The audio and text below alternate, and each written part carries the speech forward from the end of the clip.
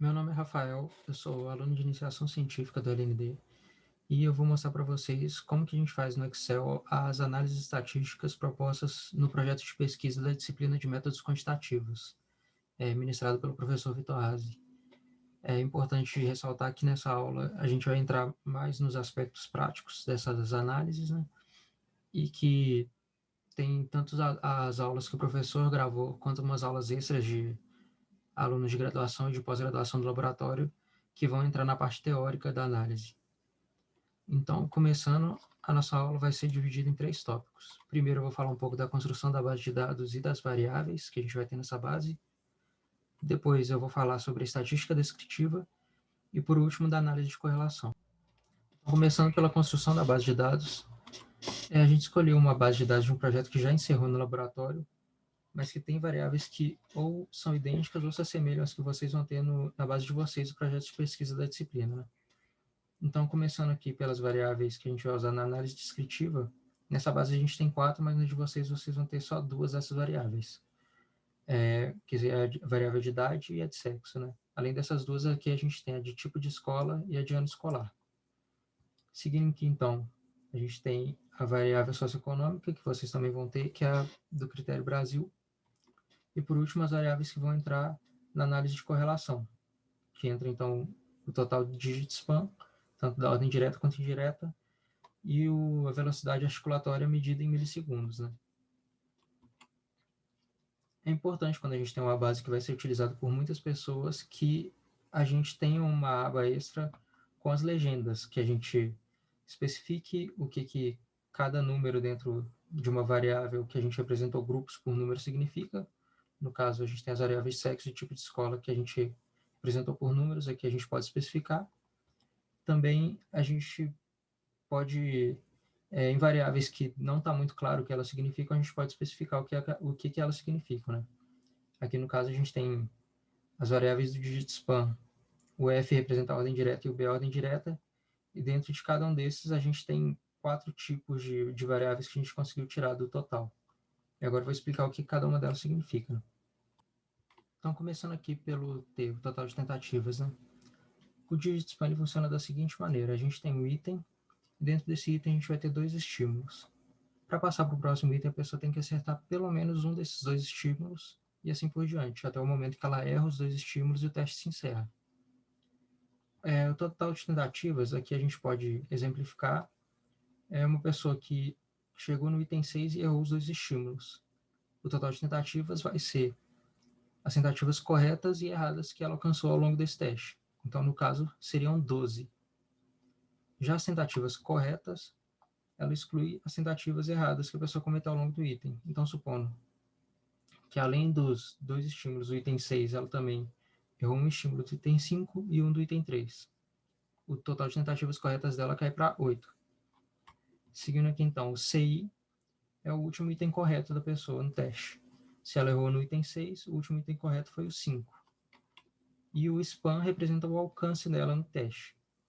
Supondo que o último item que ela acertou foi o 5, o alcance dela é medido pela quantidade de números que está presente no estímulo que ela acertou.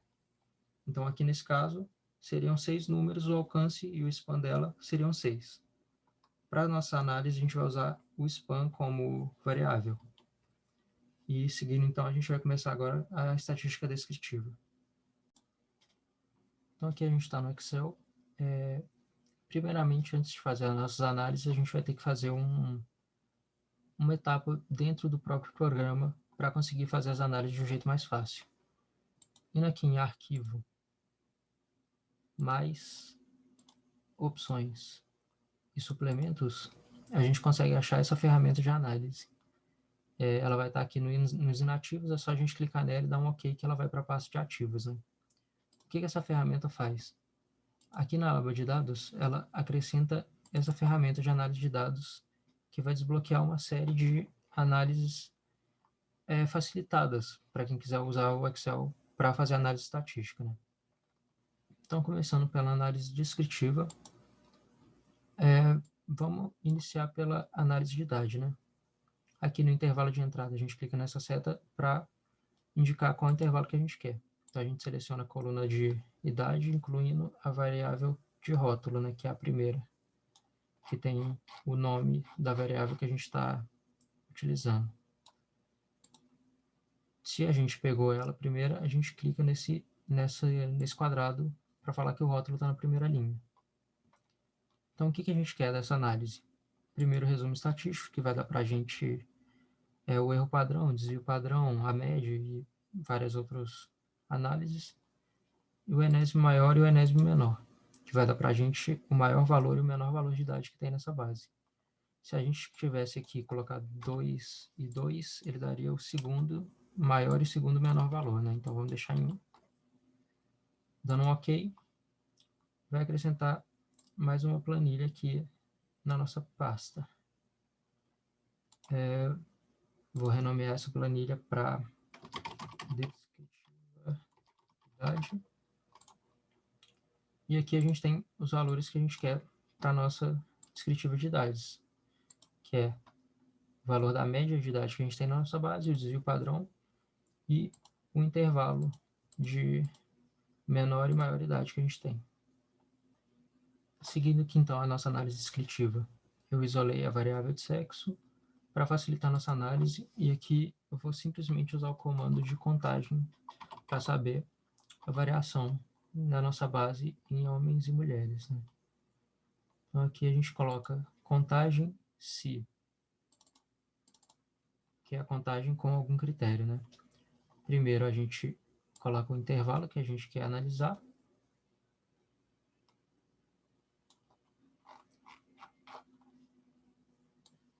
Certo? Ponto e vírgula. E o critério a gente coloca 0. Dá um Enter. 230, contagens de 0 aqui. A gente faz a mesma coisa para essa célula aqui. O intervalo é o mesmo. Mas, dessa vez, o critério vai ser 1. E esse é o valor que a gente chega. Tem 230 zeros nessa base e 265 uns nessa base. Indo lá na nossa legenda, a gente consegue ver que isso quer dizer que tem 230 homens na nossa base e 265 mulheres nela. Então, isso permite que a gente conclua a parte de metodologia do nosso trabalho com a análise dos participantes, né? Escrevendo quem participou do nosso estudo. Então, aqui ficaria: a amostra total desse estudo constituiu em 495 crianças, sendo 53,5% do sexo feminino entre 5 e 12 anos, com média de 8,33 anos e desvio padrão de 1,36 anos, cursando entre o primeiro e o quinto ano do ensino fundamental de escolas públicas de Belo Horizonte. Vamos agora, então, para a terceira e última parte da nossa aula, que é a análise de correlação. De volta no Excel. Eu criei mais uma aba com as variáveis que a gente vai usar na correlação, isoladas só para facilitar mesmo, né? A gente vem aqui em dados e análise de dados. Escolhemos, então, a análise de correlação, damos OK. Intervalo de entrada, e dessa vez é importante que a gente selecione essas variáveis de rótulo, porque elas que vão permitir que a gente saiba quais variáveis o programa está correlacionando, né? Aqui, OK, rótulos na primeira linha, damos OK. A planilha foi gerada, eu vou renomear ela para correlação.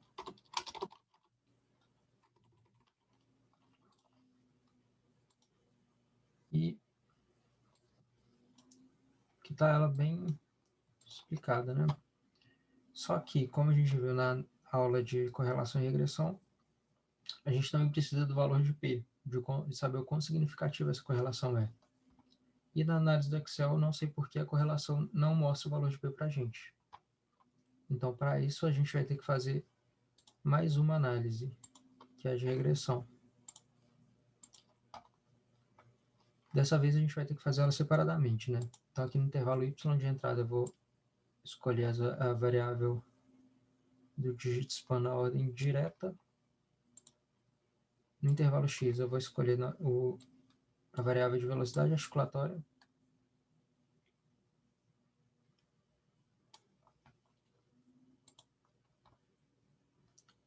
De novo, rótulos e dá um OK.